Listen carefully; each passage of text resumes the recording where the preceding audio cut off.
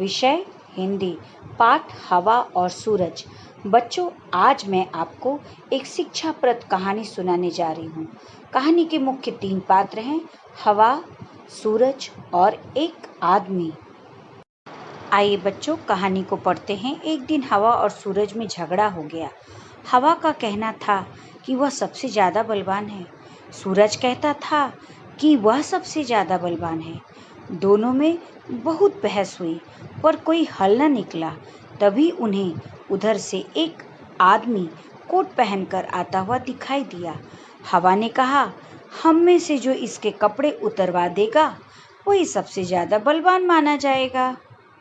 तो आइए बच्चों, कहानी को विस्तार से समझते हैं। एक समय की बात है, हवा और सूर्य में बहस छिड़ गई कि कौन अधिक शक्तिशाली है।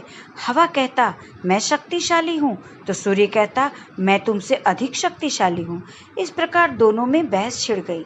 बहस खत्म ही नहीं हो रहा था, अर्थात समस्या का कोई हल नहीं निकल पा रहा था। अंत में हवा ने कहा, चलो देखते हैं कि हम दोनों में से कौन अधिक शक्तिशाली है। सूर्य ने हवा की बात मान ली। फिर हवा और सूर्य में शर्त लग गई। तभी अचानक उन्होंने सामने से आते एक आदमी को देखा। आदमी को देखकर हवा को उपाय सूझी और हवा ने सूर्य से कहा, चलो हम दोनों अपनी अपनी शक्ति का प्रदर्शन करते हैं। सूर्य ने कहा, यह आदमी आ रहा है, हम दोनों में से जो भी उसे अपना कोट उतरवाने पर विवश कर देगा, वह शक्तिशाली माना जाएगा। आइए बच्चों, आगे की कहानी पढ़ते हैं। हवा को अपनी शक्ति पर बहुत घमंड था। पहला अवसर हवा को मिला, वह बहुत तेजी से चलने लगी।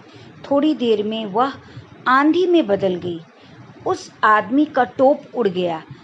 तेज हवा के कारण उस आदमी को और अधिक सर्दी लगने लगी। उसने अपना कोट और कसकर बंद कर लिया। हवा ने बहुत जोर लगाया, पर वह उसका कोट ना उतरवा सकी। आइए बच्चों, कहानी को विस्तार पूर्वक समझते हैं। हवा बोली, सबसे पहले मैं प्रयत्न करूंगी, तब तक तुम बादलों की ओट में छुप जाओ। हवा की बात सुनकर सूर्य बादलों की ओट में छुप गया। सूर्य के छिपते ही हवा बहुत जोर से चलने लगी, किंतु हवा जितनी ही तेज चलती, आदमी अपनी कोट अपने शरीर के इर्द गिर्द उतनी ही मजबूती से लपेट लेता, ताकि वह ठंड से बच सके। बहुत देर तक हवा तेज चलती रही और अंत में थककर शांत हो गई। हवा आदमी का कोट उतारने में किसी भी प्रकार से सफल ना हो सकी और अंत में थक हार कर शांत हो गई। आइए बच्चों, अब आगे की कहानी पढ़ते हैं। अब सूरज की बारी थी। सूरज ने अपना कमाल दिखाना शुरू किया। सूरज तेजी से चमकने लगा। देखते ही देखते सर्दी समाप्त हो गई। मौसम गर्म होने लगा। उस आदमी को गर्मी लगने लगी। उसे पसीना आ गया। उसने झटपट अपना कोट उतारकर हाथ में ले लिया। हवा का घमंड सदा के लिए टूट गया। वह सिर झुकाकर सूरज से बोली, तुम सचमुच सबसे ज्यादा बलवान हो। आइए बच्चों, कहानी को विस्तार से समझते हैं। तब सूर्य ने कहा, चलो अब मेरी बारी है। तब हवा चलनी बंद हो गई और सूर्य बादलों से बाहर निकलकर तेजी से चमकने लगा। देखते ही देखते सर्दी खत्म हो गई। मौसम गर्म हो गया। अत्यधिक तेज धूप और गर्मी के कारण आदमी पसीना पसीना हो गया और अपनी कोट उतार दी। यह देखकर हवा ने खामोशी से अपनी पराजय स्वीकार कर ली और सूर्य को नमस्कार कर बोली, सचमुच तुम सबसे ज्यादा बलवान हो। बच्चों, आपने पूरी कहानी पढ़ ली और उसका विस्तार पूर्वक ज्ञान भी प्राप्त कर लिया।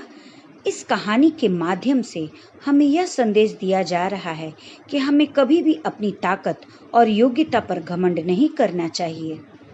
आइए बच्चों, कुछ कठिन हिंदी शब्दों के समानार्थी अर्थ भी जान लें। झगड़ा, लड़ाई, बलवान, ताकतवर, शक्ति, ताकत, घमंड, अहंकार, अवसर, मौका, आंधी, बहुत तेज हवा। आइए बच्चों, कुछ कठिन हिंदी शब्दों के अंग्रेजी अर्थ भी जान लें।